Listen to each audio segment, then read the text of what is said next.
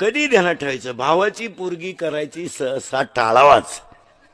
टाळावं नाही म्हणजे करूच नाही. जर कोणाचं जुळत आलं असेल तर त्याला दुपारी फोन करा, भाऊ मी कीर्तन ऐकलंय, तू तिकडं कोणलाही दे. नको. का का उत्तर नीट आहे का महिला मंडळ? का काही झालं तो सुनेचा बाप आहे, आपला भाऊ आहे. इथं फरक आहे. उद्या जर भांडण झालं तर तो मुलीचीच बाजू घेणार. तो म्हणतो आपल्या गुड्डीचा काय दोष नाही, आपल्या बहिणीच्या डोक्यात फरक झालाय. फक्त आपल्या बहिणीच्या डोक्यात फरक झालाय, तिला गुड्डीच गोळ्या देईल. नाही नाही, रक्ताचे नाते तुटत नाहीत असं नाही चालत. ते काळ आता बदललाय, नाते राहिले नाहीत.